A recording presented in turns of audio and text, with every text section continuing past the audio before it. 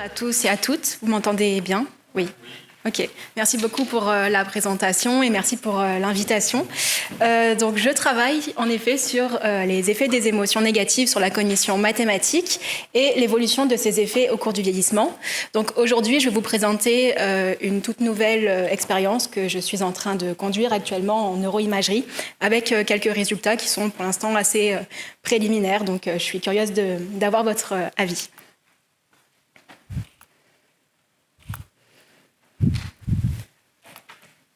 Ok, donc on sait tous que nos émotions et notre cognition interagissent sans cesse et de manière étroite dans notre vie quotidienne. Nos émotions ont une influence sur notre cognition et de la même façon, notre cognition va pouvoir venir influencer nos émotions. Dans le cadre de ma thèse, moi, je vais plutôt m'intéresser aux effets que peuvent avoir les émotions sur notre cognition. Et dans la littérature, il est montré que ces effets peuvent être parfois bénéfiques. Par exemple, nous sommes meilleurs à mémoriser du matériel émotionnel que du matériel neutre, ou encore nous sommes meilleurs à détecter une cible émotionnelle par rapport à une cible neutre. Mais dans certains cas, ces effets peuvent être délétères. Par exemple, nous sommes moins bons à mémoriser des informations lorsque nous sommes dans une condition stressante, par exemple. Alors, qu'est-ce qui peut expliquer cette contradiction, le fait que parfois les émotions ont des effets bénéfiques, parfois délétères?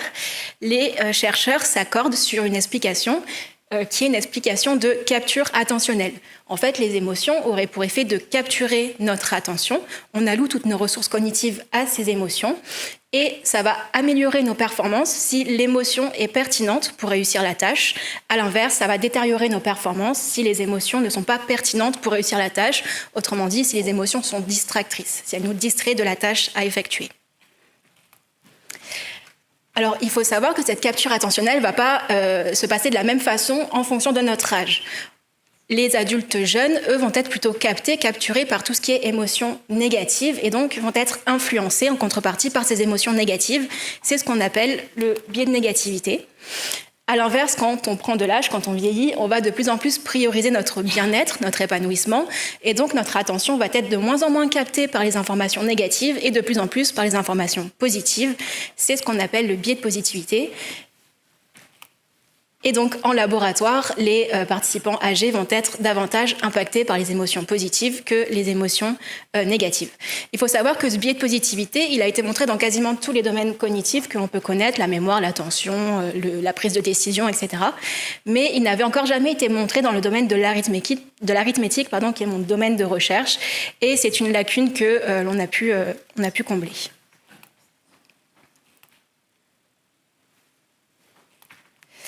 Donc, on a comblé cette lacune dans notre article en 2021 avec mon directeur de thèse, où on a montré que les émotions négatives avaient des effets délétères sur les performances en arithmétique, et ce, dans plusieurs tâches arithmétiques de nature et de difficulté variables. On a également montré que ces effets délétères des émotions négatives étaient d'autant plus forts que les problèmes arithmétiques étaient plus difficiles. Et enfin, et c'était le résultat intéressant et original de notre étude, on a montré des différences liées au vieillissement avec des participants âgés qui étaient beaucoup moins impactés par les émotions négatives que les participants jeunes quand ils effectuaient des mathématiques. Donc on a interprété ça comme étant dû au biais de positivité lié à l'âge, et c'était la première fois qu'on observait ce biais de positivité en arithmétique. Alors ces résultats ont soulevé de nouvelles problématiques, notamment comment les émotions influencent les performances arithmétiques. Donc on a vu, c'est certainement une histoire de capture attentionnelle, mais nous, on a envie d'aller un petit peu plus loin et d'affiner cette explication.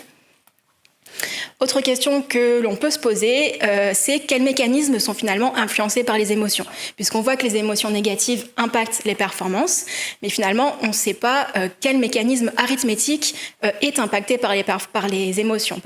Est-ce que les émotions vont venir influencer plutôt l'encodage du problème arithmétique, ou est-ce que les émotions influencent les processus plutôt de calcul un peu plus évolués, ou la récupération du résultat arithmétique en mémoire à long terme, etc. Ou est-ce que les émotions influencent finalement tous ces mécanismes arithmétiques à la fois? Donc c'est une question qui n'a pas encore de réponse et à laquelle on va tenter de donner une réponse. Et enfin, quels sont les corrélats neuronaux des différences liées à l'âge, puisqu'on observe en comportement que les personnes âgées sont moins impactées lorsqu'elles font des maths par les émotions négatives. Est-ce qu'on va avoir une explication à ce phénomène au niveau cérébral? Donc pour répondre à ces trois questions, on est en train actuellement de conduire une étude en magnétoencéphalographie. Donc c'est une technique de neuroimagerie qui a l'avantage de combiner à la fois une bonne résolution spatiale et une bonne résolution temporelle. Et donc grâce à cette technique, on va pouvoir observer quelles aires cérébrales s'activent, mais aussi à quel moment elles s'activent et pendant combien de temps elles restent activées lorsque nos participants font des mathématiques sous émotion. Alors, on a pour l'instant collecté les données de 48 participants jeunes et on est actuellement en train de collecter les données des participants âgés. On a pour l'instant 23 participants âgés, mais bien sûr, l'objectif est de compléter l'échantillon, même si je vais vous présenter aujourd'hui ce que l'on a obtenu sur les 23 participants âgés. On a obtenu déjà des résultats assez intéressants. Alors, le protocole utilisé était le suivant. On avait en tout 192 essais et chacun des essais était constitué de la même façon, de la façon suivante. D'abord, un signal préparatoire pour préparer l'attention du participant à ce qui va arriver. Ensuite, une image qui pouvait être une image négative, émotionnellement négative ou émotionnellement neutre et qui a pour but d'induire l'émotion que l'on souhaite induire chez notre participant. Cette image restait 2 secondes à l'écran seule, puis apparaissait sur l'image une multiplication assez complexe à laquelle le participant devait apporter une réponse, et enfin un écran blanc qui signalait la fin de l'essai et l'essai suivant. Alors pas de panique, on ne demandait pas aux participants de donner le résultat exact parce que vous êtes d'accord que c'est assez difficile. Les consignes étaient les suivantes. On demandait aux participants de bien regarder l'image quand elle apparaissait seule à l'écran pour être sûr que l'émotion véhiculée soit bien véhiculée chez ce participant. Lorsque la multiplication apparaît, donc on leur disait attention, il ne faut pas calculer, donner la réponse exacte, il faut nous donner une estimation du résultat. Et pour cela, on leur imposait une stratégie à utiliser. Donc ils devaient absolument utiliser la stratégie qu'on leur imposait. On pouvait leur imposer une stratégie qu'on appelle RD, qui consiste en fait à arrondir les 2 parties de l'opération aux dizaines inférieures. Par exemple, faire 80 x 30 si on leur demande d'estimer 82 x 34. Donc ça simplifie quand même un petit peu plus le procédé. On pouvait aussi leur imposer une stratégie un petit peu plus difficile et plus coûteuse cognitivement, la stratégie RU qui consiste à arrondir les 2 opérandes aux dizaines supérieures, par exemple faire 90 x 40 pour estimer 87 x 36. Et donc on imposait ces stratégies en début de bloc et chaque participant passait un bloc avec la stratégie RD et un bloc avec la stratégie RU. Alors, si on regarde ce qu'on a obtenu au niveau comportemental, d'abord chez nos participants jeunes, vous avez sur le graphique les temps de réponse des participants, donc les temps qu'ils ont mis à effectuer la stratégie et à donner la réponse au problème arithmétique, en fonction des 2 stratégies qu'on pouvait leur imposer et en fonction de la condition émotionnelle, donc de la balance de l'image qu'on utilisait, orange pour négatif, neutre pour jaune. Ce que l'on a observé, c'est un bel effet de l'émotion, avec nos participants qui étaient beaucoup plus lents en conditions négatives, en orange, qu'en conditions neutres, en jaune, quelle que soit la stratégie qu'on leur avait imposée. Alors même si descriptivement, on a vu que l'effet de l'émotion était beaucoup plus important en conditions RU, donc quand on leur imposait la stratégie difficile, par rapport à lorsque l'on imposait la stratégie plus facile, l'interaction n'est malheureusement pas sortie significative. Mais en tout cas, on a un bel effet de l'émotion chez nos participants jeunes. Ils sont ralentis par l'émotion lorsqu'ils doivent faire des maths. Alors, en creusant un petit peu plus, en regardant plus en détail nos données, on s'est rendu compte de manière intéressante qu'on avait finalement 2 groupes de participants distincts, avec un premier groupe, le groupe majoritaire de 36 participants sur 48, qui présentait bien le profil que je viens de vous décrire, c'est-à-dire un ralentissement en conditions négatives par rapport à la condition neutre. Et cette fois-ci, l'interaction avec la stratégie était significative. Donc, ce ralentissement en conditions négatives, il est bien plus important lorsqu'on impose une stratégie cognitivement coûteuse que lorsqu'on impose une stratégie plus facile. Et on avait quand même 12 participants, donc c'est pas négligeable, ça fait quand même un quart de nos participants, qui présentaient un profil un petit peu inversé avec finalement une amélioration de leur performance en conditions négatives par rapport à la condition neutre. Donc je trouvais ça intéressant de vous le présenter aujourd'hui, même si l'origine des différences individuelles observées ici ne fait pas l'objet de ma présentation, mais je trouvais ça intéressant de le montrer. Si on regarde maintenant ce qu'on obtient chez nos 23 participants âgés, donc encore une fois, on va compléter l'échantillon, mais on obtient déjà quelque chose d'intéressant sur 23 participants. On a obtenu un profil assez similaire à celui des jeunes, avec encore une fois un effet de l'émotion, un ralentissement en conditions négatives en orange par rapport à la condition neutre en jaune. Et ce ralentissement était d'autant plus fort lorsqu'on a imposé la stratégie qui était la plus coûteuse cognitivement parlant, la plus difficile. Encore une fois, on s'est retrouvé avec deux groupes distincts. Cette fois-ci, avec des effectifs beaucoup plus équilibrés. La moitié des participants présentaient bien ce ralentissement en conditions négatives. L'autre moitié ne présentait aucun effet d'émotion, donc ils n'étaient pas du tout perturbés par ces émotions négatives lorsqu'ils faisaient des mathématiques. Alors, je n'ai pas pu m'empêcher de comparer descriptivement, parce que statistiquement, c'est un peu compliqué de comparer un effectif de 48 à un effectif de 23. Mais si on compare jeunes et âgés descriptivement, ce que l'on peut voir tout d'abord, c'est que nos participants âgés sont bien meilleurs à la tâche que les participants jeunes. Ils sont bien plus rapides, ce qui n'est pas très étonnant dans le domaine des mathématiques. Les participants âgés sont généralement bien meilleurs que les jeunes en mathématiques. Ce qu'on observe aussi au niveau de l'effet de l'émotion, c'est que les participants âgés semblent présenter, descriptivement toujours, un effet de l'émotion beaucoup moins fort que les participants jeunes. Donc ils sont encore une fois moins impactés par les émotions négatives lorsqu'ils font des maths que les participants jeunes. Donc voilà ce qu'on a observé au niveau comportemental. Maintenant, si on regarde donc des résultats extrêmement préliminaires pour l'instant, ce qu'on a obtenu au niveau cérébral. Donc pour rappel, on présentait une préparation, un signal préparatoire, une croix de fixation pendant 500 millisecondes, puis apparaissait l'image négative ou neutre qui restait 2 secondes à l'écran. Puis le problème apparaissait sur l'image et il restait jusqu'à la réponse du participant. On a défini le temps d'apparition du problème sur l'image comme étant le temps 0. Et grâce à la magnétoencéphalographie, donc la technique de neuroimagerie qu'on utilise, on va pouvoir venir cibler différentes fenêtres temporelles d'intérêt. Donc nous, on va s'intéresser à la fenêtre -2000, 0, qui correspond en fait à la fenêtre où on induit l'émotion chez le participant, où l'image émotionnelle est présentée à l'écran. On va s'intéresser à la fenêtre 0,1500, qui est finalement la fenêtre où le problème apparaît et où le participant va mettre en œuvre des processus arithmétiques plutôt précoces.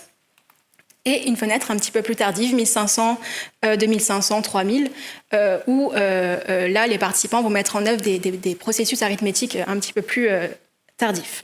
Et pour ces 3 fenêtres temporelles d'intérêt, on va faire des comparaisons, on va regarder s'il y a une différence au niveau des aires cérébrales activées entre notre condition négative et notre condition neutre. Donc, ce que je vous présente aujourd'hui, c'est ce qu'on a obtenu sur la première fenêtre temporelle d'intérêt qu'on a regardée, qui est la fenêtre 0,1500. Par la suite, je regarderai les autres fenêtres temporelles. Alors, chez les participants jeunes, pour cette fenêtre 0,1500, on a obtenu des différences significatives entre les conditions négatives et neutres au niveau d'un groupe d'air,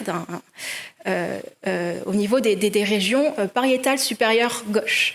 Alors, si on regarde au niveau des décours temporels de cette région, ce que l'on peut voir, c'est que ces régions étaient sous-activées en conditions négatives en vert par rapport à la condition neutre en rouge. Donc on a ces aires pariétales supérieures gauche chez les jeunes qui sont sous-activées quand ils font des maths sous émotion négative par rapport à la condition neutre. Et on voit que cette sous-activation, elle est surtout observable dans des fenêtres assez précoces, donc on est entre 150 et 250 millisecondes après l'apparition du problème, ce qui correspond en fait à l'encodage du problème lorsque le participant prend connaissance du problème, des chiffres qui le composent et de l'opération au milieu. Et une fenêtre un petit peu plus tardive, après 1 seconde, qui correspond cette fois-ci au processus de calcul un petit peu plus élaboré. Chez nos participants âgés, toujours sur cette fenêtre 0,1500, on a obtenu également des différences significatives entre la condition négative et la condition neutre, mais au niveau d'aires totalement différentes, des aires plutôt frontales, médianes et droites. Pardon, il y a un L, c'est une petite erreur, c'est droit, du côté droit. Et ce qu'on a observé cette fois-ci, c'est une suractivation de ces aires frontales, médianes, droites en conditions négatives par rapport à la condition neutre. C'est assez flagrant. Ok, donc si on récapitule tout ce que l'on a obtenu dans cette expérience, premièrement, au niveau comportemental, on a obtenu des effets délétères, des émotions négatives sur les performances en arithmétique chez nos participants jeunes et âgés. Donc ça, on va l'interpréter comme étant dû à la capture attentionnelle. Rappelez-vous, les émotions négatives, donc les images négatives que l'on utilise dans la tâche, vont capturer l'attention, les ressources attentionnelles des participants. Et donc, ils vont avoir peu de ressources cognitives pour traiter la tâche arithmétique de manière optimale. C'est pour ça, à notre avis, qu'ils ralentissent en conditions négatives. On a observé également au niveau comportemental que nos participants âgés étaient bien moins impactés par les émotions négatives que nos participants jeunes lorsqu'ils font des mathématiques. Encore une fois, on pense avoir l'explication en termes de biais de positivité. Rappelez-vous, quand on prend de l'âge, on va prioriser notre bien-être, on va de plus en plus faire attention aux infos positives et de moins en moins aux infos négatives. Donc, il est fort probable que dans notre tâche, les émotions négatives, les images négatives aient moins capturé l'attention des participants âgés et donc ils ont été moins distraits et ont pu se concentrer davantage sur la tâche arithmétique. Au niveau cérébral maintenant, on a observé une diminution de l'activation des aires pariétales supérieures gauche sous émotions négatives chez les jeunes. Or, ces aires pariétales supérieures gauche sont des aires qui sont extrêmement connues pour être impliquées dans tout ce qui est processus arithmétique. Elles s'activent dans toutes les tâches arithmétiques, que ce soit au niveau de l'encodage des problèmes jusqu'au processus de calcul plus élaboré. Donc, on pense que cette sous-activation des aires pariétales supérieures gauche en conditions négatives traduit le fait que les émotions négatives sont venues perturber finalement les mécanismes arithmétiques que les participants mettent en œuvre dans la tâche pour faire la tâche arithmétique. Certainement par compétition des ressources d'ailleurs. Et on a observé finalement chez nos participants âgés une suractivation des aires frontales médianes droites sous émotions négatives. Aires frontales médianes droites qui sont assez connues pour être impliquées dans tout ce qui est plutôt cognitif et surtout dans la régulation émotionnelle dans notre cadre. Et ça pourrait refléter le fait que les participants âgés aient réussi à mettre en œuvre des processus de régulation émotionnelle pour contrer finalement les émotions négatives véhiculées par les images et donc pouvoir se concentrer davantage sur la tâche arithmétique qui était la tâche cible. Alors pour la suite, ce que je vous ai présenté aujourd'hui, c'était les résultats obtenus dans la fenêtre 01500. Vous l'avez compris, on va regarder également ce qui se passe dans les fenêtres un petit peu plus tardives, peut-être pour essayer de voir si les émotions vont avoir également une influence sur les processus arithmétiques plus tardifs. Et on va regarder également la fenêtre de -2000 déjà pour vérifier, pour valider notre méthode d'induction émotionnelle. Pour commencer, ce serait pas mal, même si on n'a pas trop de doutes sur la validité de cette méthode d'induction émotionnelle. On va aussi pouvoir regarder si on a une différence au niveau du traitement émotionnel entre nos jeunes et nos âgés qui pourrait peut-être aussi expliquer les différences qu'on observe au niveau comportemental. Alors, pour finir, je souhaite remercier tout d'abord Patrick Lemaire, qui est mon directeur de thèse et qui est mon collaborateur sur ce projet, ainsi que Thomas Hinault, qui collabore également avec moi sur ce projet. Je souhaite remercier Jean-Michel et Roubeb, qui sont les ingénieurs de la magnétoencéphalographie et qui m'ont pas mal aidé à prendre en main cette technique difficile. Et enfin, mes stagiaires Manon et Sandrine, qui m'ont aussi aidé, qui ont participé au recrutement des participants et aux passations. Et merci à vous pour votre attention.